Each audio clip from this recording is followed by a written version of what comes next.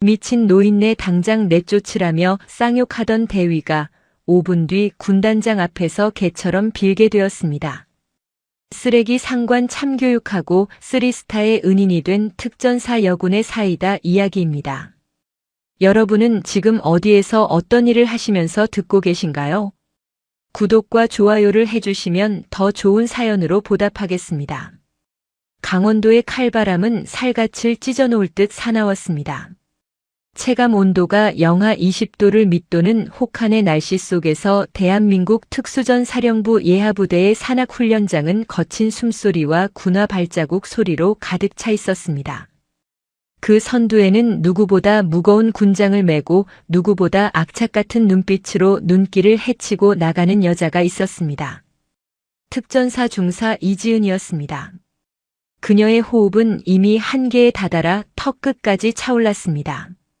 폐가 찢어질 듯한 고통이 가슴을 찔러댔지만 그녀는 멈추지 않았습니다. 멈추는 순간 자신의 뒤를 따르는 남자 동료들의 비웃음 섞인 시선을 견뎌야 한다는 것을 알기 때문이었습니다. 어이, 이 중사. 힘들면 빠지라니까. 여자가 굳이 특전사 와서 고생할 필요 없잖아. 행정실 따뜻한 커피나 마시러 가시지 그래. 뒤따라오던 삼중대장 최 대위가 비아냥거리는 목소리로 소리쳤습니다. 최 대위는 평소에도 지은을 눈엣 가시처럼 여겼습니다. 육군사관학교 출신인 그는 여자가 특수부대에 들어오는 것 자체를 군의 격을 떨어뜨리는 일이라 생각하는 구시대적인 인물이었습니다. 그의 말에 주변의 몇몇 부사관들이 킬킬거리며 웃음을 터뜨렸습니다. 그 웃음소리는 매서운 바람보다 더 날카롭게 지은의 가슴을 후벼 팠습니다. 하지만 지은은 대꾸하지 않았습니다. 대신 입술을 피가 맺힐 정도로 꽉 깨물고 다리에 더 힘을 주었습니다. 그녀의 머릿속에는 오직 한 사람의 목소리만이 맴돌고 있었기 때문입니다. 지은아, 군복은 폼으로 입는 게 아니다. 내가 흘리는 땀 한 방울이 누군가의 피 한 방울을 대신한다는 걸 명심해라. 그것은 돌아가신 할머니, 고 박영옥 여사의 유언과도 같은 가르침이었습니다. 박영옥. 그녀는 6.25 전쟁 당시 학도병으로 시작해 특수 유격대에 자원하여 수많은 작전을 성공시킨 살아있는 전설이었습니다. 적진 한가운데로 낙하산을 타고 침투하여 정보를 빼내고 포로 수용소를 습격해 아군을 구출했던 강철 나비. 그것이 바로 지은의 할머니였습니다. 지은은 어릴 적부터 할머니의 무용담을 자장가처럼 듣고 자랐습니다.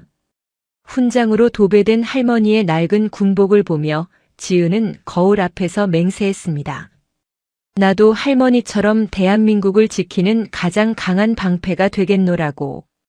그렇게 그녀는 특전사에 지원했고 지옥 같은 훈련을 버텨내며 검은 베레모를 썼습니다. 그러나 현실은 냉혹했습니다. 할머니 시대의 전설은 그저 옛날 이야기 취급을 받았습니다. 동료들은 그녀를 전설의 손녀로 존중하기는커녕 백으로 들어온 낙하산이라며 수군거렸습니다. 그녀가 사격에서 만점을 받고 무박 7일 천리행군을 낙오 없이 완주해도 그들의 색안경은 벗겨지지 않았습니다. 훈련이 끝나고 부대로 복귀하는 트럭 안 지은은 덜컹거리는 진동을 느끼며 꽁꽁 언 손을 비볐습니다. 옆자리에 앉은 동기 박 중사가 슬쩍 말을 건넸습니다. 야, 지은아. 아까 최 대위님 말 너무 신경 쓰지 마라. 원래 입이 좀 거칠잖아. 신경 안 써. 실력으로 보여주면 되니까. 지은은 담담하게 대답했지만 속은 문드러지고 있었습니다. 그녀가 아무리 발버둥 쳐도 넘을 수 없는 성별이라는 벽, 그리고 할머니의 후광이라는 꼬리표. 이 두 가지는 족쇄처럼 그녀의 발목을 잡고 있었습니다. 트럭이 연병장에 도착하자 최 대위가 다시금 지은을 호출했습니다. 이 중사, 너는 남아서 군장 정비 다 하고 들어가라. 다른 인원들은 내가 특별히 씻고 쉴 수 있게 해주지. 여자가 체력이 약하니까 장비라도 꼼꼼하게 챙겨야지 않겠어? 그것은 명백한 괴롭힘이었습니다. 영하의 날씨에 땀에 젖은 군복을 입고 밖에서 장비를 닦으라는 것은 고문이나 다름없었습니다. 부대원들이 안쓰러운 눈빛을 보냈지만 최 대위의 권위에 눌려 아무도 나서지 못했습니다. 알겠습니다. 정비하고 들어가겠습니다. 지은은 군말 없이 경례를 붙였습니다. 모두가 떠난 텅 빈 연병장, 홀로 남은 지은은 차가운 수돗물에 걸레를 빨며 군장을 닦았습니다. 손가락 감각이 없어지고 입술이 파랗게 질렸지만 그녀는 울지 않았습니다. 눈물을 흘리면 지는 것이라 생각했기 때문입니다. 하늘에서는 무심하게도 다시금 눈발이 날리기 시작했습니다. 지은은 하늘을 올려다보며 속으로 외쳤습니다. 할머니, 보고 계시죠? 저 절대 안 꺾여요. 두고 보세요. 제가 저 사람들 코를 납작하게 만들어줄 테니까요. 지옥 같았던 혹한기 훈련이 끝나고 지은에게 포상 휴가가 주어졌습니다. 중대원 중 가장 우수한 성적을 거두었기에 최 대위조차 딴지를 걸 수 없는 정당한 휴가였습니다. 4박 5일. 입대 후 처음으로 맞는 긴 휴식이었습니다. 지은은 정복을 칼같이 다려입고 거울 앞에 섰습니다. 가슴에 달린 공수윙과 특급 전사 휘장이 반짝였습니다. 부대 밖으로 나가는 발걸음은 구름 위를 걷는 듯 가벼웠습니다. 위병소를 통과해 바깥 세상의 공기를 마시는 순간 폐부 깊숙이 박혀있던 화약 냄새가 씻겨 내려가는 기분이었습니다. 터미널로 향하는 길, 거리는 온통 연말 분위기로 들떠 있었습니다. 캐럴이 울려 퍼지고 연인들은 팔짱을 낀 채 웃으며 지나갔습니다. 지은은 그 평화로운 풍경이 낯설면서도 반가웠습니다. 그녀가 목숨 걸고 지키는 것이 바로 이런 평범한 사람들의 행복이라는 생각에 가슴이 뿌듯해졌습니다. 터미널에 도착한 지은은 고향으로 가는 버스표를 끊었습니다. 출발까지는 30분이 남았습니다. 그녀는 자판기에서 따뜻한 유자차 한 잔을 뽑아들고 대합실 밖으로 나왔습니다. 눈발이 점점 굵어지며 세상이 하얗게 변해가고 있었습니다. 그때였습니다. 터미널 뒤편 사람들의 발길이 닿지 않는 어두운 골목 어귀에서 이상한 인기척이 느껴졌습니다. 특수 훈련으로 단련된 지은의 감각이 무언가 잘못되었음을 감지했습니다. 그녀는 호기심과 경계심을 동시에 품고 조심스럽게 골목 쪽으로 다가갔습니다. 가로등 불빛조차 희미한 그곳에 누군가 웅크리고 있었습니다. 가까이 다가가던 지은은 그만 숨을 멈추고 말았습니다. 그곳에는 백발이 성성한 할머니 한 분이 쓰레기 더미 옆에 주저앉아 있었습니다. 할머니의 행색은 처참했습니다. 영하 10도가 넘는 날씨에 얇은 환자복 바지와 구멍난 카디건 하나만을 걸치고 있었습니다. 발에는 짝이 맞지 않는 슬리퍼가 위태롭게 걸려 있었고 드러난 발목은 동상에 걸린 듯 시퍼렇게 부어올라 있었습니다. 사람들은 바쁘다는 핑계로 혹은 더러운 것을 피하듯 할머니를 외면하며 지나쳤습니다. 할머니는 지나가는 사람들의 바짓단을 잡으려다 힘없이 손을 떨구기를 반복했습니다. 도와주세요. 적들이 와요. 우리 아들. 내 아들 숨겨야 해. 지은의 귀에 할머니의 쉰 목소리가 들려왔습니다. 적들 아들. 그 단어들이 지은의 심장을 강하게 때렸습니다. 이분은 단순한 노숙자가 아니었습니다. 과거의 끔찍한 기억 속에 갇혀있는 전쟁의 피해자 혹은 참전 용사일지도 모른다는 직감이 스쳤습니다. 지은은 할머니 앞에 무릎을 꿇고 눈높이를 맞췄습니다. 할머니 괜찮으세요? 집이 어디세요? 지은이 부드럽게 말을 건네자 할머니는 소스라치게 놀라며 몸을 뒤로 뺐습니다. 공포에 질린 눈동자가 지은을 향했습니다. 하지만 이내 지은이 쓴 검은 베레모를 보자 할머니의 눈빛이 기묘하게 흔들렸습니다. 검은 모자? 자네 특전사인가?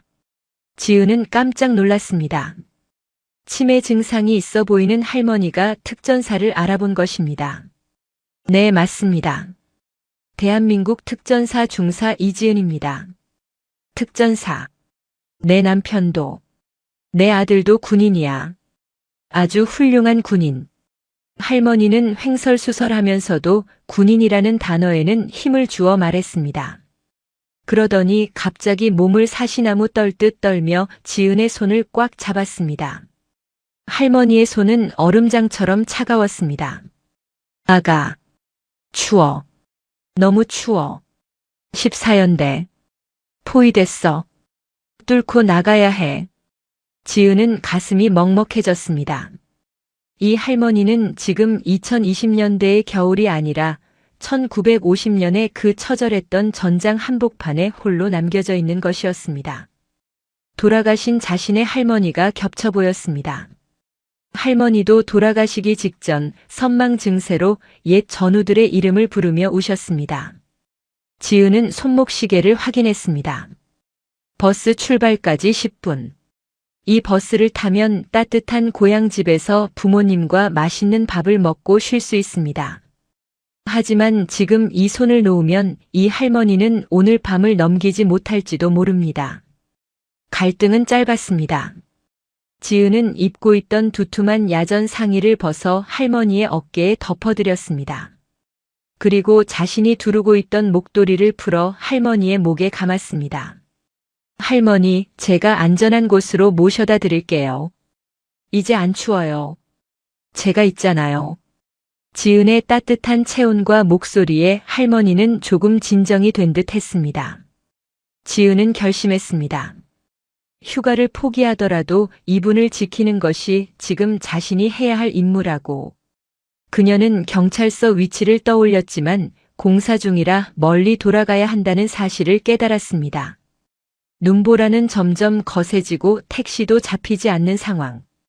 결국 지은이 선택할 수 있는 가장 가깝고 확실한 피난처는 자신이 방금 걸어 나온 부대 위병소뿐이었습니다.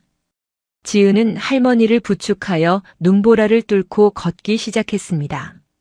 정복 셔츠 한 장만 입은 지은의 몸으로 칼바람이 사정없이 파고들었습니다.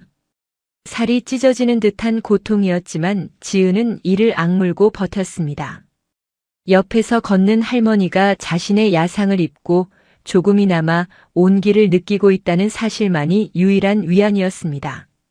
할머니, 조금만 더 가면 돼요. 힘내세요. 그래. 고지탈환. 얼마 안 남았어. 영수야. 엄마가 간다. 할머니는 여전히 환영을 보고 있는 듯 했습니다. 영수. 아마도 아들의 이름인 것 같았습니다. 지은은 할머니의 젖은 발이 안쓰러워 잠시 멈춰 서서 자신의 양말을 벗어 할머니의 맨발에 신겨드렸습니다. 그리고 자신은 맨발을 군화 속에 억지로 밀어 넣었습니다. 차가운 가죽이 맨살에 닿는 느낌은 끔찍했지만 군인 정신으로 버텨냈습니다. 마침내 부대 위병소 불빛이 보였습니다. 30분 만에 다시 나타난 지은을 보고 위병소 근무자들이 경악했습니다. 이 중사님? 아니, 왜 옷을 다 벗고? 이분은 누구십니까? 길 잃은 어르신이다. 동사 직전이라 모시고 왔다. 당직 사관에게 보고하고 면회실 개방해. 지은의 입술은 보라색으로 변해 있었고 온몸은 눈사람처럼 하얗게 뒤덮여 있었습니다. 위병소 안으로 들어가자 훈훈한 공기가 감돌았습니다. 지은은 할머니를 소파에 앉히고 따뜻한 물을 찾아 헤맸습니다. 그때 당직 사관실 문이 벌컥 열리며 짜증 섞인 목소리가 튀어나왔습니다. 아니, 무슨 소란이야? 휴가자 복귀 시간도 아닌데. 나온 사람은 하필 최 대위였습니다. 그는 따뜻한 난로 옆에서 귤을 까먹고 있었는지 손이 노랗게 물들어 있었습니다. 최 대위는 벌벌 떨고 있는 지은과 꼬질꼬질한 행색의 할머니를 번갈아 보더니 인상을 확 찌푸렸습니다. 이 중사? 너 미쳤어? 휴가 나가서 술 마시고 사고 쳤냐? 이 노숙자는 또 뭐야?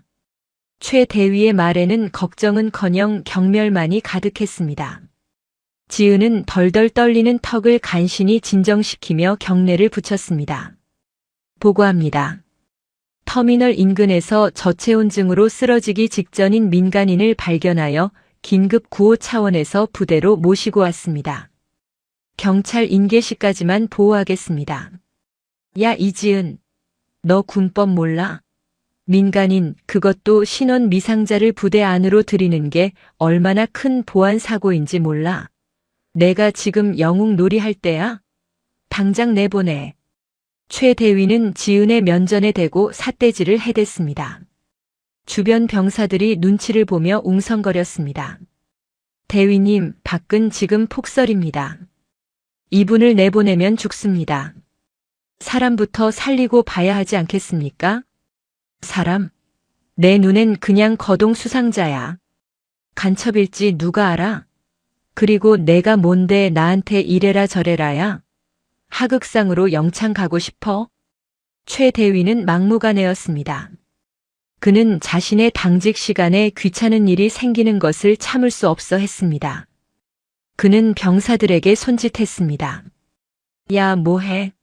당장 저 노인네 끌어내고 이 중사는 유치장에 가둬. 내일 아침에 헌병 때 넘길 거니까. 병사들이 곤란한 표정으로 머뭇거리자 최 대위가 고함을 질렀습니다. 명령 안 들려. 그때였습니다. 소파에 앉아 불안한 눈빛으로 두 사람을 지켜보던 할머니가 벌떡 일어났습니다. 그리고 최 대위를 향해 쩌렁쩌렁한 목소리로 외쳤습니다. 동작 그만. 전방에 적 출현. 소대장 뭐 하는 건가? 부하들을 보호하라. 할머니의 갑작스러운 호통에 최 대위가 흠칫 놀라 뒷걸음질 쳤습니다. 치매 노인이라고 생각했던 할머니의 눈빛에서 순간적으로 백전노장의 살기가 느껴졌기 때문입니다. 할머니는 지은의 앞을 막아서며 두 팔을 벌렸습니다. 이 아이는 내 부하다. 내가 지킨다. 손끝 하나 건드리면 즉결 처분이다. 비록 정신은 온전치 않았지만 부하를 지키려는 지휘관의 본능이 되살아난 것이었습니다. 지은은 그 모습에서 왈칵 눈물이 쏟아질 뻔했습니다. 아무도 자신을 지켜주지 않는 이 차가운 군대에서 침에 걸린 할머니만이 자신을 위해 싸워주고 있었습니다. 최 대위는 곧 정신을 차리고 얼굴을 붉히며 코웃음을 쳤습니다. 아주 쌍으로 미쳤구만. 노망이 나도 단단히 났어. 야, 강제로라도 끌어내. 최 대위가 직접 할머니의 팔을 거칠게 잡아 끌려는 순간 지은이 번개 같은 속도로 최 대위의 손목을 낚아챘습니다. 제 몸에 손대시는 건 참겠습니다. 하지만 국민에게, 어르신에게 함부로 손대지 마십시오. 그건 군인이 할 짓이 아닙니다. 지은의 눈빛은 더 이상 부하의 눈빛이 아니었습니다. 그것은 맹수의 눈빛이었습니다. 최 대위는 손목이 부러질 듯한 악력의 비명을 지를 뻔했습니다. 바로 그 순간 위병소 밖에서 요란한 클락션 소리가 울렸습니다. 눈보라를 뚫고 검은색 대형 세단이 급정거를 했습니다. 헤드라이트 불빛이 위병소 유리를 강하게 비췄습니다. 차 문이 열리고 정복을 입은 수행원들이 다급하게 뛰어내렸습니다. 그리고 그 뒤로 어깨에 번쩍이는 별 3개를 단 중년의 장군이 차에서 내렸습니다. 그는 3군 단장 김영수 중장이었습니다. 그의 얼굴은 어머니를 잃어버린 아들의 절박함으로 하얗게 질려 있었습니다. 어머니 어디 계십니까? 군단장의 외침이 눈보라를 찢고 위병소를 강타했습니다. 최 대위의 얼굴에서 핏기가 완전히 사라지는 순간이었습니다. 위병소의 강화유리 문이 부서질 듯 거칠게 열렸습니다. 밖에서 몰아치던 눈보라가 실내로 들이닥치며 훈훈했던 공기를 순식간에 차갑게 식혔습니다. 하지만 그보다 더 차가운 것은 문을 열고 들어온 3군 단장 김영수 중장의 눈빛이었습니다. 그의 어깨에 달린 3개의 은색 별은 위병소의 형광등 불빛을 반사하며 서슬퍼런 안광을 뿜어내고 있었습니다. 그의 뒤로는 헌병대장과 군단 주임원사, 그리고 전속 부관들이 줄지어 들어왔습니다. 좁은 위병소 면회실은 순식간에 별들의 전쟁터가 된 듯한 압도적인 중압감으로 가득 찼습니다. 김영수 중장은 들어오자마자 주변의 누구에게도 눈길을 주지 않았습니다. 대위 계급장을 단 최 대위가 사색이 되어 허둥지둥 경례를 하려 했지만 중장은 그를 투명 인간 취급하며 곧장 소파에 앉아있는 노인에게 달려갔습니다. 어머니. 중장은 무릎을 꿇고 노인의 손을 잡았습니다. 천하를 호령하는 군단장의 목소리가 어린아이처럼 떨리고 있었습니다. 어머니, 도대체 어디 가셨던 겁니까? 제가 얼마나 찾았는지 아십니까? 이 눈보라 속에 신발도 없이 노인은 아들의 얼굴을 알아보지 못한 채 겁에 질린 눈으로 지은의 등 뒤로 숨으려 했습니다. 저리 가. 우리 아들 아니야. 내 아들은 이등병이야. 전쟁터에 있어. 어머니의 기억이 수십 년 전 전쟁터에 멈춰 있다는 사실을 확인한 중장의 눈에서 뜨거운 눈물이 흘러내렸습니다. 그는 어머니의 발을 확인했습니다. 동상으로 시퍼렇게 부어오른 발에는 누군가의 땀 젖은 그러나 따뜻한 군용 양말이 신겨져 있었습니다. 그리고 어머니의 어깨에는 특수전 사령부 마크가 선명한 두툼한 야전 상의가 덮여 있었습니다. 중장은 천천히 고개를 돌렸습니다. 그의 시선이 마침내 최 대위와 그 뒤에 서 있는 이지은 중사에게 머물렀습니다. 지은은 정복 셔츠 한 장만 입은 채 입술이 파랗게 질려 오들오들 떨고 있었습니다. 그녀의 자세는 부동 자세였지만 생리적인 추위는 정신력으로 막을 수 있는 한계를 넘어선 상태였습니다. 중장은 자리에서 일어났습니다. 방금 전까지 어머니 앞에서 울던 효자의 모습은 온데간데 없고 전장을 지휘하는 지휘관의 냉혹한 모습만이 남아 있었습니다. 상황 보고해. 낮게 깔린 목소리에 위병소가 진동했습니다. 최 대위는 입술을 달달 떨며 앞으로 나섰습니다. 그는 이 상황을 어떻게든 모면해야 한다는 생각에 필사적으로 머리를 굴렸습니다. 부부대. 당직 사관 대위 최진호입니다. 보고 드리겠습니다. 지금 이 상황은 저기 있는 이지은 중사가 휴가 복귀 중에 규정을 어기고 신원 미상의 거동 수상자를 부대 내로 무단 침입시킨 상황입니다. 저는 보안 규정에 따라 즉각 퇴거 조치를 명하였으나 이 중사가 이에 불응하고 난동을. 최 대위는 말을 더듬으면서도 책임을 지은에게 전가하려 안간힘을 썼습니다. 그는 내심 군단장도 군인이니까 보안 규정을 들먹이면 내 편을 들어줄 거야라는 얄팍한 계산을 하고 있었습니다. 중장은 아무 말 없이 최 대위의 말을 끝까지 들었습니다. 그리고 천천히 최 대위 앞으로 다가갔습니다. 중장의 키는 최 대위보다 머리 하나는 더 컸습니다. 위에서 내려다보는 압박감에 최 대위는 숨조차 쉬기 힘들었습니다. 그래서 중장이 입을 열었습니다. 자네는 이 날씨에 치매를 앓고 있는 노인을, 그것도 내 어머니를 거동 수상자 취급하며 밖으로 내쫓으려 했다는 건가? 그게 아니라 규정상. 규정? 쾅! 중장이 옆에 있던 철제 캐비닛을 주먹으로 내리쳤습니다.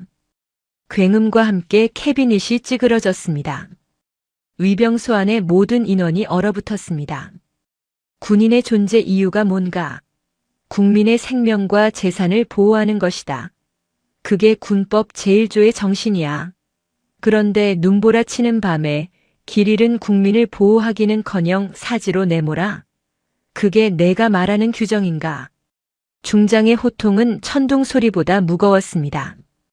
최 대위는 다리에 힘이 풀려 그 자리에 주저앉고 말았습니다. 그리고 내 눈에는 저게 안 보이나?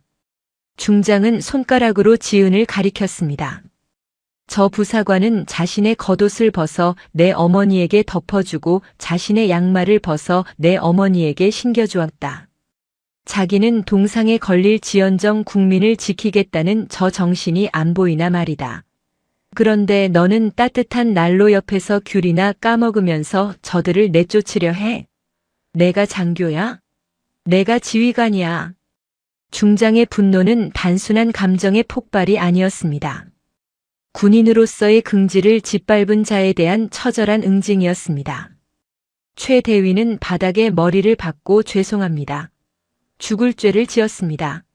라는 말만 앵무새처럼 반복했습니다. 중장은 더 이상 최 대위에게 볼 일 없다는 듯 고개를 돌려 지은을 바라보았습니다. 그의 눈빛이 부드럽게 변했습니다. 자네 이름이 뭔가? 중사 이지은입니다. 지은은 턱이 덜덜 떨리는 와중에도 악을 써서 대답했습니다. 춥지 않나? 춥지 않습니다. 마음이 따뜻합니다. 지은의 대답에 중장은 잠시 말을 잇지 못했습니다. 마음이 따뜻하다. 극한의 추위 속에서 자신의 모든 것을 내어준 군인만이 할 수 있는 대답이었습니다. 중장은 자신의 두꺼운 장군용 파카를 벗었습니다. 그리고 성큼성큼 다가가 지은의 어깨에 덮어주었습니다. 별 3개가 달린 견장이 지은의 어깨 위에 내려앉았습니다. 입어라. 이건 명령이다. 따뜻한 온기가 온몸을 감싸자 지은은 참았던 눈물이 핑 돌았습니다. 그것은 서러움의 눈물이 아니라 자신의 신념이 틀리지 않았음을 인정받은 감격의 눈물이었습니다.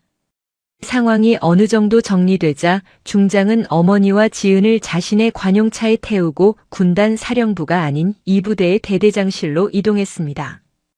대대장은 자다가 날벼락을 맞은 듯 팬티 바람으로 뛰어나왔다가 혼비백산하여 정복을 갖춰 입고 대기 중이었습니다. 따뜻한 차와 담요가 제공되었고 군의관이 급파되어 어머니와 지은의 상태를 살폈습니다. 다행히 어머니는 안정을 되찾아가고 있었고 지은 역시 가벼운 동상 초기 증상 외에는 큰 이상이 없었습니다. 중장은 어머니 옆에 앉아 차가운 손을 주무르고 있었습니다. 정신이 조금 돌아온 어머니가 따뜻한 차를 마시며 주변을 두리번거렸습니다. 그러다 맞은편에 앉아있는 지은을 뚫어지라 쳐다보았습니다. 자네, 박중사 아닌가? 어머니의 뜬금없는 질문에 중장이 의아해했습니다. 어머니, 이 사람은 이지은 중사입니다. 박 중사가 누구세요? 하지만 어머니는 고개를 저으며 고집스럽게 말했습니다. 아니야. 저 눈매, 저 독한 인매. 내가 알아. 켈로 부대 박영옥이야. 강철 나비 박영옥. 그 이름이 나오는 순간 지은이 들고 있던 찻잔이 달그락거리며 흔들렸습니다. 지은은 믿을 수 없다는 표정으로 어머니를 바라보았습니다. 할머니, 제 할머니 함자를 어떻게 아십니까? 이번에는 중장이 놀라서 지은을 쳐다보았습니다. 뭐라고? 자네 조모님 함자가 박영옥이라고. 6.25 전쟁 참전 용사 박영옥 여사님 말인가? 그렇습니다. 특수 유격대 출신이십니다. 순간 중장의 어머니가 지은의 손을 와락 잡았습니다. 맞구나. 내가 영옥이 핏줄이구나. 아이고 세상에. 영옥이가 나를 살렸어. 인천 상륙 작전 전에. 내가 인민군한테 잡혀서 죽을 뻔했을 때 나를 업고 산을 넘었던 게 바로 내 할머니야. 오래전 끊어진 기억의 퍼즐이 맞춰지는 순간이었습니다. 중장의 어머니 역시 당시 간호장교로 복무하다 포로가 되었고 지은의 할머니인 박영옥 대원이 이끄는 특공대가 적진을 뚫고 그녀를 구출했던 것입니다. 그 과정에서 박영옥 대원은 다리에 총상을 입으면서도 끝까지 전우를 놓지 않았다고 했습니다. 중장은 깊은 탄식을 내뱉었습니다. 아버지가 생전에 말씀하셨던 생명의 은인이 바로 자네 조모님이셨군. 우리 어머니가 평생을 찾아 헤매셨던 그 강철 나비가 자네 할머니셨어. 기막힌 인연이었습니다. 70년 전 할머니가 구한 생명이 낳은 아들이 지금의 군단장이 되었고 그 할머니의 손녀가 다시 그 생명을 구한 것입니다. 이것은 우연이 아니라 필연이었습니다. 중장의 어머니는 지은의 얼굴을 어루만지며 하염없이 눈물을 흘렸습니다. 고맙다. 정말 고맙다. 내 할머니가 나를 살리더니 이번에는 내가 나를 살렸어. 이 은혜를 어떻게 갚니? 지은 역시 눈물을 참을 수 없었습니다. 눈앞에 있는 이 할머니에게서 돌아가신 자신의 할머니 냄새가 났습니다. 치매로 기억을 잃어가면서도 전우의 이름과 군인으로서의 본분만은 잊지 않았던 두 분의 삶이 너무나 닮아 있었기 때문입니다. 아닙니다. 할머니. 살아주셔서 감사합니다. 저야말로 할머니를 뵙게 되어 영광입니다. 지은은 벅차오르는 가슴을 안고 할머니의 손등에 얼굴을 묻었습니다. 중장은 그 모습을 보며 주먹을 꽉 쥐었습니다. 자신이 이 젊은 부사관에게 그리고 그 가문에 얼마나 큰 빚을 졌는지 뼈저리게 느꼈기 때문입니다. 그리고 동시에 자신의 부하가 저지른 짓이 얼마나 용서받지 못할 죄악인지도 다시금 깨달았습니다. 중장은 자리에서 일어나 창밖을 바라보았습니다. 눈보라는 멈추고 새벽 여명이 밝아오고 있었습니다. 이제 심판의 시간이었습니다. 날이 완전히 밝자마자 군단 감찰부가 들이닥쳤습니다. 그것은 수사가 아니라 청소에 가까웠습니다. 최 대위는 헌병대에 긴급 체포되었습니다. 그의 혐의는 단순한 근무 태만을 넘어섰습니다. 직무유기, 민간인 유기치상 미수, 상관 모독지은이 중장의 옷을 입고 있을 때의 태도까지 포함하여 그리고 그동안 부대 내에서 저질렀던 각종 부조리와 갑질이 낱낱이 파헤쳐졌습니다. 최 대위뿐만이 아니었습니다. 그에게 동조하여 지은을 괴롭히고 따돌렸던 중대 내의 다른 간부들, 그리고 상황 파악 못하고 같이 킬킬거렸던 부사관들까지 모두 줄줄이 소환되었습니다. 군복을 입을 자격이 없는 자들은 전부 벗겨라. 김영수 군단장의 지시는 단호했습니다. 자비는 없었습니다. 군단장의 어머니를 내쫓으려 했다는 사실은 부차적인 문제였습니다. 그들의 근본적인 군인 정신이 썩어 있다는 것이 가장 큰 죄목이었습니다. 최 대위는 울며불며 선처를 호소했지만 군사법원의 판결은 냉혹할 것이라는 소문이 돌았습니다. 그는 불명의 전역은 물론이고 실형을 살게 될 처지였습니다. 반면 이지은 중사의 위상은 하루아침에 땅바닥에서 하늘 끝까지 치솟았습니다. 하지만 그것은 단순히 군단장 백 때문이 아니었습니다. 사건의 전말이 알려지면서 그녀가 보여준 헌신적인 행동과 그녀의 할머니에 대한 이야기가 부대원들의 심금을 울렸기 때문입니다. 야, 들었냐? 이 중사가 자기 양말 벗어주고 맨발로 군화 신고 왔대. 발 뒤꿈치 다 까져서 피범벅이었다더라. 진짜 독하다. 나라면 그렇게 못했을 텐데. 우리가 그동안 사람 잘못 봤어. 부대원들의 시선은 경멸에서 경외로 바뀌었습니다. 낙하산이라고 비웃던 자들은 이제 부끄러움에 고개를 들지 못했습니다. 지은은 더 이상 증명할 필요가 없었습니다. 그녀는 행동으로 모든 것을 보여주었습니다. 며칠 후 군단 사령부 연병장에서 대규모 포상 수여식이 열렸습니다. 전 군단 예하부대 지휘관들이 모인 자리였습니다. 단상 가장 높은 곳에 김영수 중장이 섰고 그 옆에는 말끔하게 정복을 차려입은 이지은 중사가 섰습니다. 중장은 마이크를 잡고 떨리는 목소리로 연설했습니다. 나는 오늘 내 어머니를 구한 은인이 아니라 진정한 군인의 표상을 여러분에게 소개하고자 한다. 이지은 중사는 가장 춥고 어두운 곳에서 가장 약한 국민을 위해 자신의 모든 것을 던졌다. 이것이야말로 우리 특전사가 아니 대한민국 국군이 지향해야 할 가치다. 중장은 직접 지은의 가슴에 표창장을 수여하고 자신의 군복 주머니에서 무언가를 꺼냈습니다. 그것은 삼성 장군이 지휘관으로서 수여할 수 있는 최고의 명예인 군단장 코인이었습니다. 하지만 그 코인은 일반적인 것과 달랐습니다. 금으로 도금된 특수 제작 코인이었습니다. 이건 내 개인적인 감사의 표시다.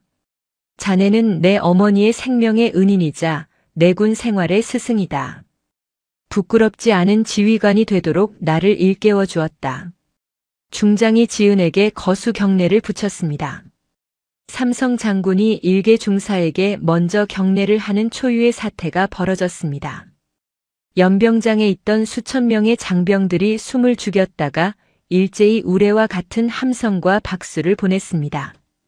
필승! 감사합니다.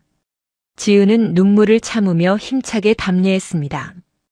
그녀의 가슴에 달린 검은 베레모 흉장이 햇빛을 받아 찬란하게 빛났습니다. 행사가 끝나고 중장의 어머니가 휠체어를 타고 다가왔습니다. 건강을 많이 회복하신 모습이었습니다. 할머니는 지은의 손을 잡고 낡은 반지 하나를 끼워주었습니다. 이건 내 할머니랑 나랑 전쟁터에서 나눠 꼈던 우정 반지란다. 가짜 금반지지만 우리에겐 목숨보다 귀한 거였어.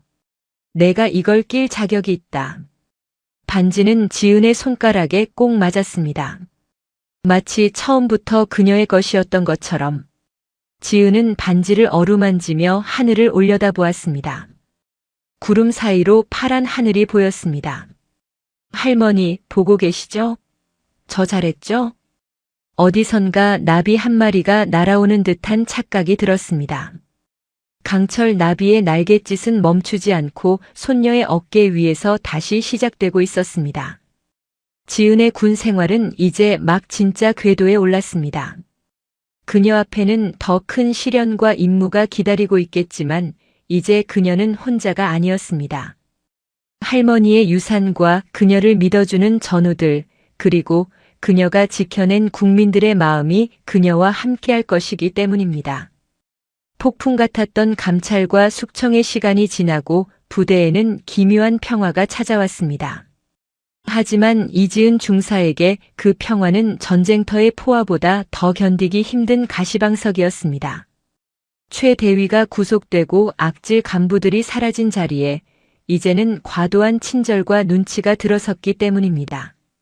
식당에 들어서면 배식을 담당하는 병사들이 국을 넘치도록 퍼주었고 복도에서 마주치는 선임 부사관들은 그녀의 눈을 피하거나 어색하게 웃으며 길을 비켜주었습니다. 심지어 대대장마저 그녀를 어려워하는 기색이 역력했습니다. 뒤에서 수군거리는 소리의 내용은 바뀌었지만 본질은 같았습니다. 예전에는 여자라서 못할 거다였다면 이제는 군단장 백이라서 건드리면 안 된다였습니다. 야, 이 중사한테 작업시키지 마. 그러다 군단장님 귀에 들어가면 우리 다 죽어. 행정반에서 들려오는 저 소리는 지은의 자존심을 난도질했습니다. 그녀가 원한 것은 특혜가 아니라 정당한 대우였습니다. 할머니의 이름과 군단장의 비호 아래서 호의호식하는 것은 검은 베레가 할 짓이 아니었습니다. 그러던 어느 날 특수전 사령부 주관 최정의 탑팀 선발대회 공문이 내려왔습니다. 전국의 특전사 여단에서 날고 긴다는 팀들이 모여 최고의 전투력을 겨루는 그야말로 괴물들의 올림픽이었습니다. 평소 같으면 여군이 포함된 팀은 체력적인 열세 때문에 참가를 꺼리거나 참가하더라도 들러리 취급을 받기 일쑤였습니다. 새로 부임한 중대장은 지은을 불렀습니다. 이 중사, 이번 탑팀 선발대회 말인데 자네 팀은 굳이 무리하지 않아도 돼. 군단장님도 자네가 다치는 걸 원치 않으실 테고 그냥 본부 지원 업무나 하면서 쉬는 게 어떻겠나? 중대장의 말은 배려를 가장한 배제였습니다. 지은의 눈매가 매섭게 변했습니다. 그녀는 군단장의 그늘에서 벗어나 스스로 빛나는 태양이 되어야 했습니다. 중대장님, 저는 군인입니다. 군인이 훈련과 경쟁을 피한다면 옷을 벗어야 합니다. 제 팀은 이번 대회에 참가하겠습니다. 그리고 반드시 우승기를 가져오겠습니다. 지은의 단호한 태도에 중대장은 혀를 내두르며 승낙했습니다. 하지만 소문은 빠르게 퍼졌습니다. 타 중대, 타 대대의 쟁쟁한 남성팀들은 코웃음을 쳤습니다. 군단장 백 믿고 설치더니 이제는 탑팀까지 넘봐. 주제를 알아야지. 대회 당일 훈련장은 전국에서 모인 특전사들의 열기로 뜨거웠습니다. 근육질의 거구들이 몸을 풀며 기선을 제압하고 있었습니다. 개회식에 참석한 김영수 군단장이 단상에 있었지만 지은은 일부러 그와 눈을 마주치지 않았습니다. 그녀는 오직 자신의 팀원들과 전방의 목표물만 바라보았습니다. 첫 번째 종목은 10km 산악급속 행군이었습니다. 30kg 군장을 메고 험준한 산악을 뛰어서 주파해야 하는 지옥의 레이스였습니다. 출발 신호와 함께 수백 명의 요원들이 튀어나갔습니다. 초반 오르막길, 다른 팀의 남성 요원이 지은을 추월하며 어깨를 툭 쳤습니다. 아가씨, 힘들면 오빠한테 짐 맡기고 집에 가. 조롱 섞인 말에 지은의 팀원인 김하사가 발끈했지만 지은은 손을 들어 제지했습니다. 반응하지 마. 우리의 힘은 입이 아니라 다리에서 나온다. 호흡 조절해. 지은은 이를 악물었습니다. 심장이 터질 것 같고 허벅지 근육이 비명을 질렀습니다. 하지만 그녀는 할머니가 들려주던 이야기를 떠올렸습니다. 지은아, 적진을 뚫을 때 가장 중요한 건 속도가 아니야. 멈추지 않는 끈기다. 호랑이보다 무서운 게 끈질긴 승량이란다. 반환점을 돌자 오버페이스를 했던 남성팀들이 하나둘 처지기 시작했습니다. 그들의 거친 숨소리가 들려올 때마다 지은은 속도를 높였습니다. 그녀의 작은 체구는 험한 바위 틈과 나무 사이를 날다람쥐처럼 빠져나갔습니다. 야, 저 여자 뭐야? 왜 안 지쳐? 뒤처진 요원들의 경악 섞인 외침이 들렸습니다. 결승점이 보이기 시작했습니다. 지은은 마지막 남은 힘을 짜내어 팀원들을 독려했습니다. 다 왔다. 1분만 더 버텨. 할 수 있어. 지은의 팀은 예상을 뒤엎고 상위권으로 결승선을 통과했습니다. 하지만 이건 시작에 불과했습니다. 사격, 대테러 전술, 인질 구출 작전 등 이어진 종목에서도 지은은 미친 듯한 집중력을 발휘했습니다. 특히 인질 구출 사격에서 그녀의 진가가 드러났습니다. 흔들리는 모형 헬기 위에서 300m 밖의 표적을 맞춰야 하는 상황. 거센 바람이 불었지만 지은은 호흡을 멈추고 방아쇠를 당겼습니다. 탕! 탕! 두 발의 총성은 정확히 테러범 표적의 미간을 꿰뚫었습니다. 관중석에서 탄성이 터져 나왔습니다. 심판관들조차 혀를 내둘렀습니다. 저게 사람입니까? 기계지. 모든 경기가 끝나고 종합 점수 발표의 시간. 단상에 선 군단장이 우승팀을 호명했습니다. 올해의 최우수 탑팀. 30 수특전 여단 1대대 이중대 이지은 팀. 연병장이 떠나갈 듯한 함성이 울렸습니다. 지은을 비웃던 타 부대원들도 이제는 진심 어린 박수를 보내고 있었습니다. 지은이 단상에 올라 우승기를 받을 때 군단장이 작은 목소리로 말했습니다. 역시 내 어머니가 사람 보는 눈은 틀리지 않았군. 자네는 내 도움 따위 필요 없는 진짜였어. 지은은 흑투성이가 된 얼굴로 활짝 웃으며 격려했습니다. 필승. 실력으로 증명했습니다. 그녀의 손에 들린 우승기는 그 어떤 훈장보다 무겁고 값졌습니다. 그것은 군단장 백이라는 오명을 씻어내고 오직 땀과 피로 쟁취한 진짜 왕관이었습니다. 탑팀 선발 대회의 우승으로 지은은 부대의 명실상부한 에이스로 등극했습니다. 하지만 그녀에게 더 큰 선물이 기다리고 있었습니다. 주말을 맞아 군단장이 지은을 자신의 관저로 초대한 것입니다. 공적인 자리가 아닌 어머니의 생명의 은인의 손녀로서 초대받은 식사 자리였습니다. 관저에 들어서자 건강을 많이 회복한 군단장의 어머니, 강 할머니가 지은을 버선발로 맞이했습니다. 아이고, 우리 영옥이 손녀 왔구나. 훈련하느라 살이 더 빠진 것 같아. 할머니는 지은의 손을 잡고 놓지 않았습니다. 따뜻한 밥상 머리에서 군단장과 할머니, 그리고 지은은 도란도란 이야기를 나누었습니다. 군단장은 군복을 벗고 편안한 옷차림으로 지은에게 고기를 얹어주며 말했습니다. 부대에서는 자네가 내 부하지만 여기서는 자네가 내 족하고 가족일세. 편하게 들게. 식사가 끝난 후 강 할머니는 지은을 안방으로 데리고 갔습니다. 그리고 장롱 깊숙한 곳에서 낡은 오동나무 상자 하나를 꺼냈습니다. 상자 안에는 빛바랜 사진들과 훈장, 그리고 누렇게 변한 공책 한 권이 들어 있었습니다. 이게 내 할머니가 남기신 작전 일지란다. 전쟁통에 헤어질 때 혹시라도 자신이 잘못되면 이걸 나더러 보관해 달라고 맡기셨지. 언젠가 가족을 만나면 전해달라고. 지은의 손이 떨렸습니다. 할머니의 유품이 여기에 있을 줄은 꿈에도 몰랐습니다. 조심스럽게 일기장을 펼치자 할머니 특유의 힘있는 필체가 눈에 들어왔습니다. 1950년 12월 눈보라가 친다. 발가락 감각이 없다. 하지만 우리는 멈출 수 없다. 내 등 뒤에 엎인 강 간호장교의 숨소리가 희미하다. 반드시 살려서 나간다. 그것이 내가 군복을 입은 이유다. 일기장 곳곳에는 당시에 처절했던 상황과 작전 내용, 그리고 전우에 대한 사랑이 구구절절 적혀 있었습니다. 그중 지은의 눈길을 사로잡은 대목이 있었습니다. 바로 나비 전술이라 이름 붙여진 독특한 침투 기술에 대한 메모였습니다. 적은 소리에 민감하다. 하지만 바람 소리는 의심하지 않는다. 바람을 타고 나비처럼 가볍게, 그림자처럼 은밀하게 움직여야 한다. 호흡을 바람에 섞어라. 그것은 단순한 메모가 아니라 특전사 전술 교범에도 없는 실전 비기였습니다.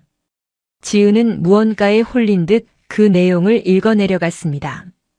할머니가 강철 나비라고 불렸던 이유, 그 신출귀몰한 움직임의 원리가 거기에 담겨 있었습니다. 그때 거실에서 군단장의 심각한 목소리가 들려왔습니다. 전화 통화를 하는 듯 했습니다. 뭐라고? 실종자가 발생했다고. 민간인인가? 위치가 어디야? 지은은 본능적으로 일기장을 덮고 거실로 나갔습니다. 군단장의 표정이 굳어 있었습니다. 이지은 중사 비상이다. 복귀 준비해. 상황은 심각했습니다. 며칠째 이어진 국지성 호우로 인해 민간인 출입 통제선 북쪽 험준한 산악지대에서 약초를 캐던 주민들이 실종되었습니다. 엎친 데 덮친 격으로 산사태가 발생해 도로는 끊겼고 안개가 짙어 헬기 접근도 불가능한 상황이었습니다. 설상가상으로 그 지역은 미확인 지뢰지대가 산재한 곳이었습니다. 일반 수색대는 진입이 불가능해. 지뢰 때문에 발목이 날아갈 수도 있어. 특수 훈련을 받고 지형 숙지가 빠른 팀이 필요하다. 군단장은 지은을 바라보았습니다. 자네 팀이 탑팀이지? 할 수 있겠나? 지은은 조금의 망설임도 없이 대답했습니다. 명령만 내려주십시오. 반드시 찾아오겠습니다. 강 할머니가 걱정스러운 눈빛으로 지은을 바라보았습니다. 지은은 할머니의 손을 꼭 잡으며 미소 지었습니다. 할머니 걱정 마세요. 저 박영옥 손녀잖아요. 할머니가 남겨주신 비법도 방금 배웠는걸요.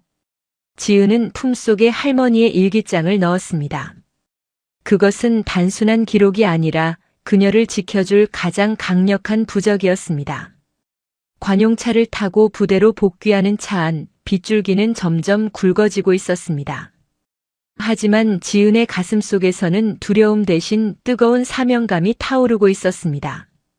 70년 전 할머니가 넘었던 그 산을 이제 손녀가 넘을 차례였습니다. 현장은 아수라장이었습니다. 붉은 진흙 탕물이 폭포수처럼 쏟아져 내리고 아름드리 나무들이 뿌리째 뽑혀 나뒹굴고 있었습니다. 실종된 주민은 할아버지와 손자 2명이었습니다. 골든타임은 얼마 남지 않았습니다. 지은의 팀은 헬기 레펠이 불가능하여 산기슭부터 도보로 침투를 시작했습니다. 빗소리가 너무 커서 무전기 소리조차 잘 들리지 않았습니다. 팀장님, 지뢰 탐지기가 먹통입니다. 집안이 너무 물러서 센서가 오작동합니다. 선두에 섰던 김하사가 소리쳤습니다. 첨단 장비도 대자연의 분노 앞에서는 무용지물이었습니다. 이대로 가다가는 구조되는커녕 자신들의 목숨도 장담할 수 없었습니다. 팀원들의 눈에 불안감이 스쳤습니다. 지은은 잠시 멈춰 서서 눈을 감았습니다. 빗소리, 바람소리, 물이 흐르는 소리에 집중했습니다. 그리고 할머니의 일기장에 적혀있던 글귀를 떠올렸습니다. 땅이 울면 밟지 마라. 물이 고인 곳은 피하고 바람이 통하는 길을 찾아라. 짐승이 다니는 길은 안전하다. 지은은 눈을 떴습니다. 그녀의 눈에 숲의 길이 다르게 보이기 시작했습니다. 깎아지른 절벽, 무너질 듯한 흙더미가 아니라 바람이 지나가는 통로와 멧돼지들이 다녔던 희미한 흔적들이 보였습니다. 나를 따라와라. 내 발자국만 밟아. 지은은 선두에 섰습니다. 그녀는 마치 춤을 추듯 가볍게 움직였습니다. 진흙탕에 발이 빠지지 않도록 체중을 분산시키고 나무 뿌리와 바위에 튀어나온 부분만을 딛고 도약했습니다. 그것은 할머니의 나비 전술을 본능적으로 체득한 움직임이었습니다. 팀원들은 기이할 정도로 날렵한 지은의 뒤를 따르며 경외감을 느꼈습니다. 2시간을 헤맨 끝에 지은은 절벽 아래 튀어나온 바위 틈에서 희미한 붉은색 옷자락을 발견했습니다. 실종된 아이였습니다. 할아버지는 아이를 감싸 안은 채 의식을 잃은 상태였고 아이는 겁에 질려 울고 있었습니다. 바위 위쪽 흙더미가 금방이라도 무너져 그들을 덮칠 것 같았습니다. 발견했다. 구조 준비. 지은은 로프를 몸에 감고 절벽 아래로 하강했습니다. 빗물에 젖은 바위는 기름을 바른 듯 미끄러웠습니다. 지은이 아이에게 다가간 순간 우르릉 쾅 하는 소리와 함께 위쪽에서 거대한 바위와 토사가 쏟아져 내렸습니다. 팀장님, 위험해요. 무전기 너머로 비명 같은 외침이 들렸습니다. 피할 시간은 없었습니다. 지은은 본능적으로 아이와 할아버지를 자신의 몸 아래로 끌어당기고 등 뒤의 바위 틈으로 몸을 날렸습니다. 쿵 하는 충격과 함께 세상이 암흑으로 변했습니다. 쏟아져 내린 토사가 동굴 입구를 막아버린 것입니다. 칠흑 같은 어둠 속 지은은 매캐한 흙먼지를 마시며 기침을 했습니다. 등에는 격통이 느껴졌지만 품에 안긴 아이의 심장 소리가 느껴졌습니다. 살아있었습니다. 할아버지, 누나. 아이가 울먹였습니다. 지은은 랜턴을 켰습니다. 다행히 작은 공간이 확보되어 있었습니다. 하지만 공기가 부족했습니다. 그리고 밖에서 들리는 물소리가 점점 커지고 있었습니다. 빗물이 스며들고 있는 것입니다. 괜찮아. 무서워하지 마. 누나가 특전사잖아. 우린 꼭 나갈 수 있어. 지은은 아이를 안심시키고 무전기를 들었습니다. 여기는 나비아나. 실종자 2명 확보. 현재 위치 절벽 아래 동굴. 입구가 봉쇄되었다. 산소 부족 예상. 긴급 구조 바람. 치지직거리는 잡음 속에서 간신히 신호가 잡혔습니다. 현장 지휘소 천막안 군단장은 지은의 무전을 듣고 주먹으로 책상을 내리쳤습니다. 뭐하고 있나? 굴착기든 뭐든 다 동원해. 내 부하가 저기 묻혀 있다.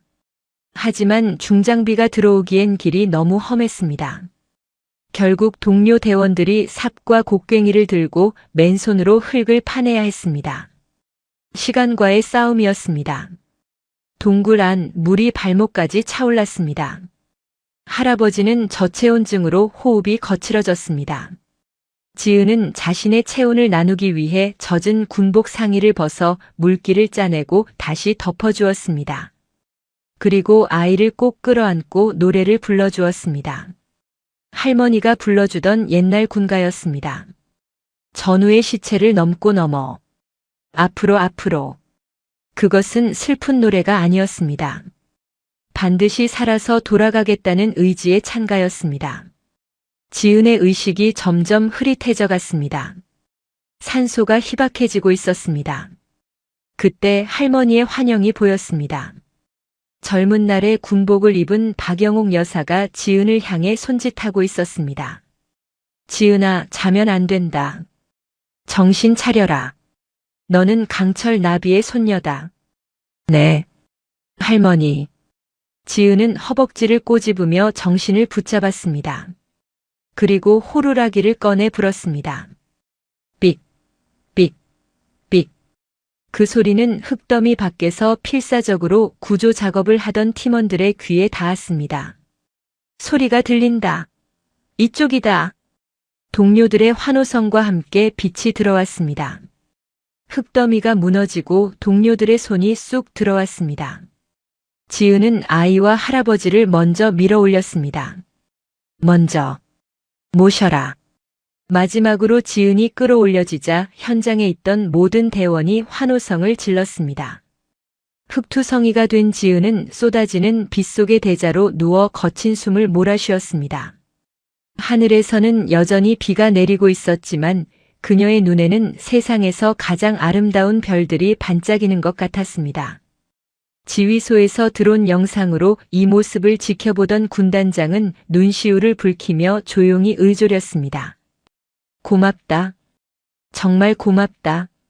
너는 전설을 넘어섰어. 지은은 실려가는 들것 위에서도 자신의 품에 있던 할머니의 일기장을 확인했습니다. 젖지 않았습니다.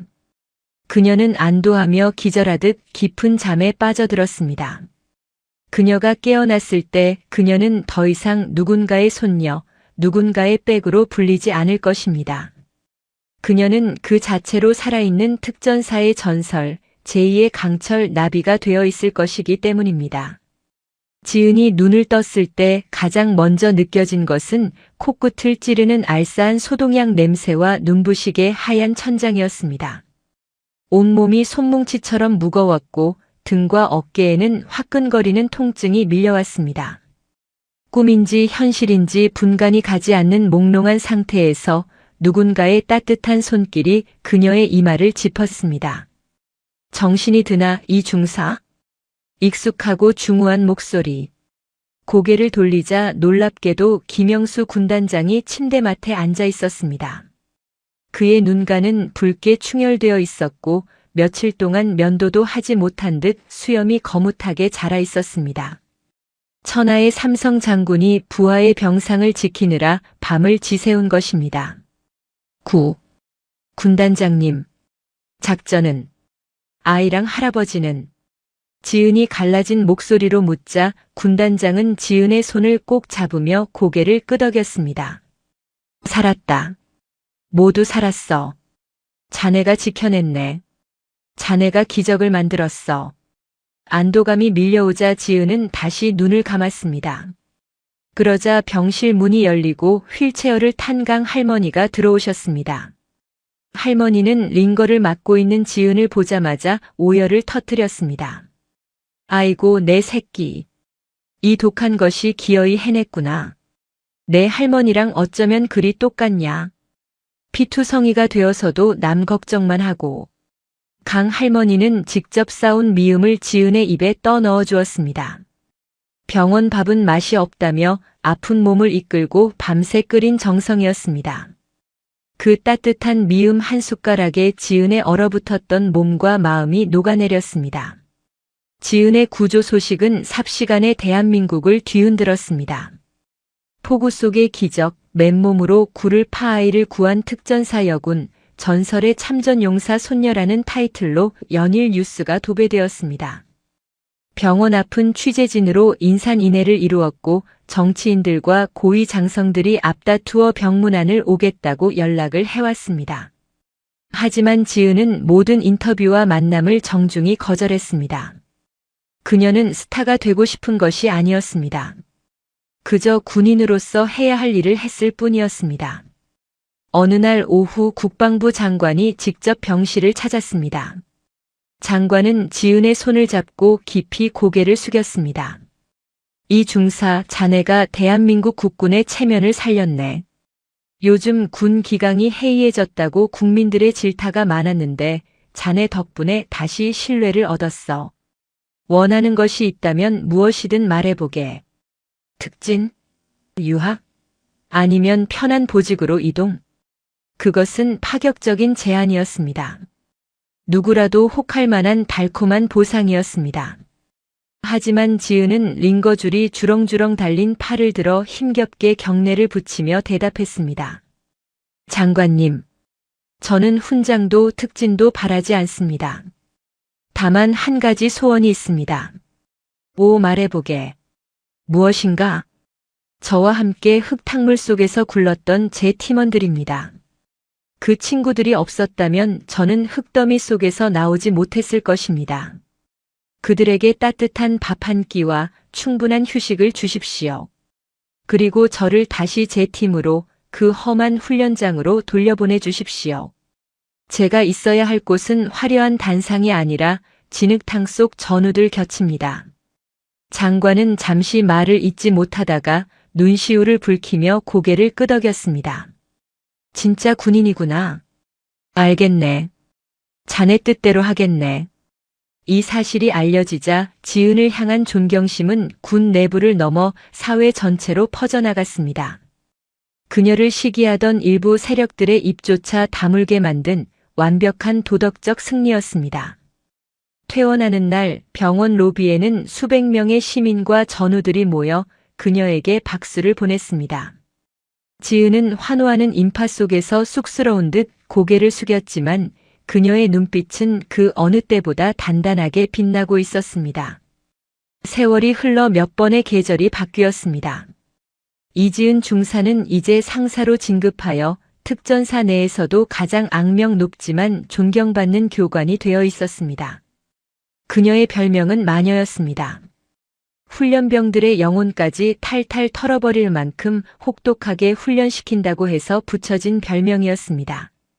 하지만 훈련병들은 그 별명을 미움이 아닌 경외심을 담아 불렀습니다. 어느 무더운 여름날 지옥주 훈련이 한창인 갯벌 훈련장이었습니다.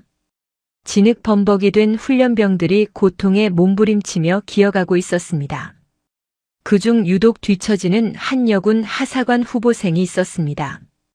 체격이 왜소해 보이는 그 후보생은 탈진 직전이었습니다. 못하겠습니다. 더는 못 갑니다.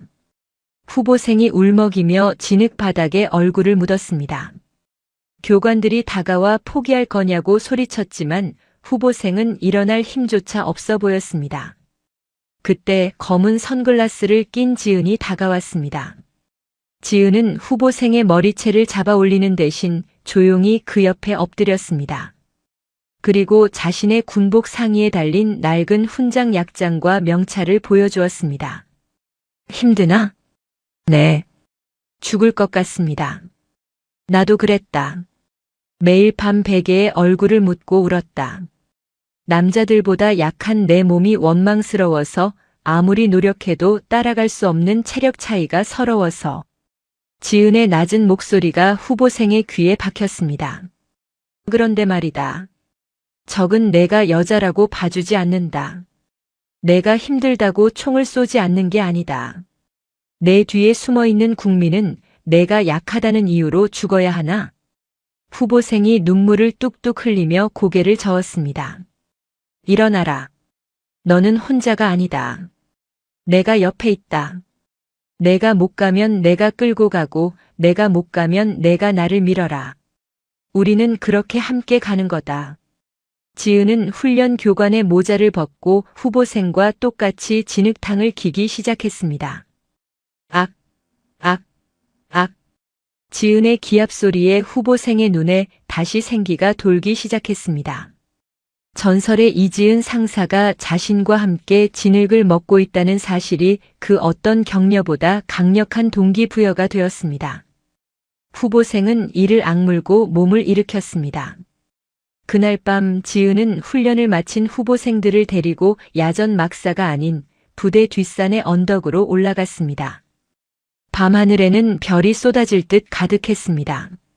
지은은 품속에서 낡은 오동나무 상자를 꺼냈습니다. 할머니의 일기장이었습니다. 이건 내 할머니 고 박영옥 여사님이 남기신 일기장이다. 그리고 내가 군단장님 어머니를 구했을 때 받은 가르침이 담겨 있지. 지은은 훈련병들에게 할머니의 이야기를, 그리고 자신이 겪었던 그 폭설 내리던 밤의 이야기를 들려주었습니다. 영웅담이 아니라 군인이 지녀야 할 마음가짐에 대한 이야기였습니다. 군복은 권력이 아니다. 책임이다. 너희가 훗날 장군이 되든 부사관이 되든 이 사실을 잊지 마라. 가장 낮고 어두운 곳을 비추는 별이 되어라. 훈련병들의 눈망울이 별보다 더 초롱초롱하게 빛났습니다. 그들 중 누군가는 훗날 제2, 제3의 이지은이 되어 대한민국을 지킬 것입니다. 지은은 흐뭇한 미소를 지으며 밤하늘을 올려다보았습니다. 할머니와 강할머니 두 분이 저 하늘 어딘가에서 손을 잡고 이 모습을 지켜보고 계실 것만 같았습니다. 다시 몇 년의 시간이 흘러 이지은은 원사 계급장을 달았습니다. 군인으로서 오를 수 있는 최고의 경지에 도달한 것입니다. 그리고 같은 날 그녀의 든든한 후원자이자 영원한 지휘관인 김영수 대장사성 장군으로 진급하셨던 해 저녁식이 열렸습니다. 연병장에는 수천 명의 장병들이 도열해 있었고 하늘에는 축하 비행 편대가 오색 연기를 뿜으며 지나갔습니다. 단상에 선 김영수 대장의 머리에는 이제 백발이 성성했습니다. 그는 퇴임사 도중 잠시 말을 멈추고 연병장 구석에 서 있는 지은을 바라보았습니다. 나의 군 생활을 회고하며 가장 영광스러웠던 순간은 별을 달았을 때가 아니었습니다. 바로 저기 있는 이지은 원사와 함께했던 모든 순간이었습니다. 그녀는 내게 계급장이 아닌 사람의 향기가 나는 군인이 무엇인지 가르쳐 주었습니다. 대장의 파격적인 언급에 모든 시선이 지은에게 쏠렸습니다. 지은은 흔들림 없는 자세로 서 있었지만 눈가에는 뜨거운 눈물이 고여 있었습니다. 대장은 단상에서 내려와 지은의 앞으로 걸어갔습니다. 이지은 원사. 원사 이지은. 자네가 내 어머니를 구했던 그 겨울밤을 나는 평생 잊지 못하네. 그리고 자네 할머니께서 내 어머니를 구했던 그 전쟁터의 인연 또한 내 가문의 영원한 자랑일세. 이제 나는 군복을 벗지만 자네는 남아서 이 나라를, 우리 군을 지켜주게. 부탁하네. 대장은 지은에게 마지막으로 거수 경례를 올렸습니다. 사성 장군이 부사관에게 먼저 경례를 하는 군 역사상 전무후무한 장면이었습니다. 지은은 벅차오르는 가슴을 억누르며 가장 절도 있고 힘찬 동작으로 답례했습니다. 필승. 명심하겠습니다. 조국이 부르면 언제든 날아가겠습니다. 대장의 저녁식이 끝나고 노을이 붉게 물드는 저녁. 지은은 홀로 국립현충원을 찾았습니다. 이제는 나란히 잠들어 계신 할머니 박영옥 여사와 얼마 전 노안으로 별세하신 강 할머니의 묘역 앞이었습니다. 지은은 두 분의 묘비 사이에 자신이 평생 아껴왔던 낡은 검은 베레모와 군단장에게 받았던 코인을 내려놓았습니다. 할머니, 그리고 강 할머니. 저 약속 지켰습니다. 부끄럽지 않게 살았습니다. 그리고 앞으로도 그럴 겁니다. 바람이 불어왔습니다. 묘역 주변에 피어있던 코스모스들이 물결치듯 흔들렸습니다. 지은은 문득 바람 속에서 낯익은 멜로디가 들리는 듯 했습니다. 어린 시절 할머니가 불러주던 자장가이자 군가였던 그 노래. 나비야 날아라. 강철 날개를 펴고 두려움 없는 곳으로. 지은은 하늘을 올려다보았습니다. 붉은 노을 속으로 한 쌍의 나비가 춤을 추듯 날아가고 있었습니다. 하나는 할머니, 하나는 강 할머니일 것입니다.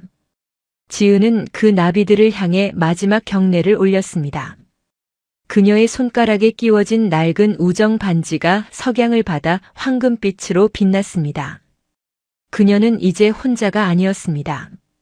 과거의 영웅들이 그녀의 등 뒤를 지키고 있었고 그녀가 길러낸 수많은 후배들이 그녀의 옆을 지키고 있었습니다. 이지은은 뒤를 돌아 다시 부대가 있는 곳, 자신의 전장이 있는 곳을 향해 힘차게 발걸음을 옮겼습니다. 그녀의 발걸음마다 단단한 신념이 묻어났습니다. 전설은 끝난 것이 아닙니다. 그녀가 숨쉬는 한 대한민국을 지키는 강철 나비의 비상은 영원히 계속될 것입니다. 오늘도 인생지의 말씀을 잘 들어주셔서 감사합니다.